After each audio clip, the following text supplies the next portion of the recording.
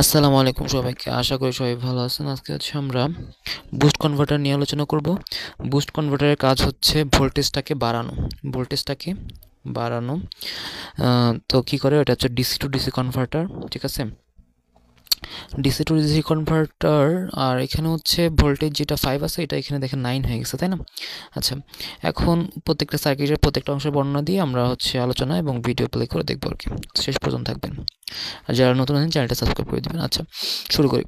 এটা হচ্ছে input voltage, ঠিক আছে? DC voltage 5 volt. এটা হচ্ছে বিজিটি বা ট্রানজিস্টর। এটা সুইচের মতো কাজ করে। আর সুইচটাকে কন্ট্রোল করার জন্য এখানে পালস বা হচ্ছে কি আছে, এখানে হচ্ছে পালস বা আমরা বলতে পারি স্কোয়ার ওয়েভ।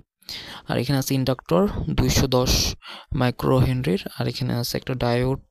ডায়োডের কাজ হচ্ছে একমুখী করা, ইন্ডাক্টরের কাজ হচ্ছে ভোল্টেজ স্টোর করা আর কি।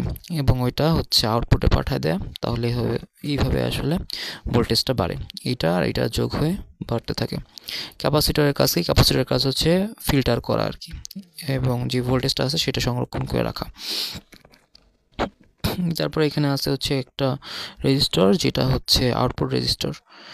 এই যে এটা হচ্ছে আমাদের আউটপুট ভোল্টেজ, আর আড়াইতে পাবো, ক্যাপাসিটরের আড়াইতে ভোল্টেজটা পাবো। তো দেখা যাক কি হয়।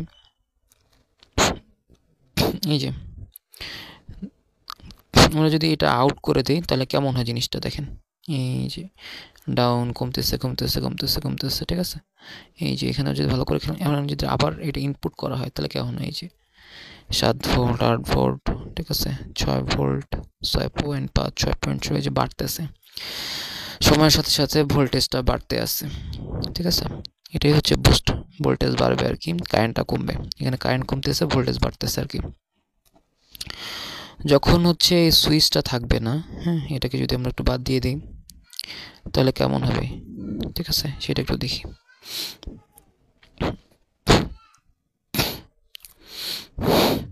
এই যে কমতেছে আর কি। যখন আমরা এটা দিয়ে দিব তখন আস্তে আস্তে কী হবে, বাড়তে থাকবে, ঠিক আছে? এইটা কারেন্টটা প্রথমে এখানে যখন আস্তে আস্তে দেখেন, তখন কি হয়, ভোল্টেজটা স্টোর হচ্ছে। স্টোর হওয়ার পরে হচ্ছে ডায়োড দিয়ে এইখানে যাচ্ছে। এই ভোল্টেজ আর এই ভোল্টেজ মিলে আউটপুট পাচ্ছে, এই জন্যই কিন্তু বেশি মনে হচ্ছে, ঠিক আছে? আর ক্যাপাসিটর যদি ফিল্টার করে দিচ্ছে, এই জন্য একদম স্মুথ, অনেকটা স্মুথ একটা সিগন্যাল পাচ্ছে। আর ওয়েভটা সময়ের সাথে সাথে বাড়তেছে আর কি।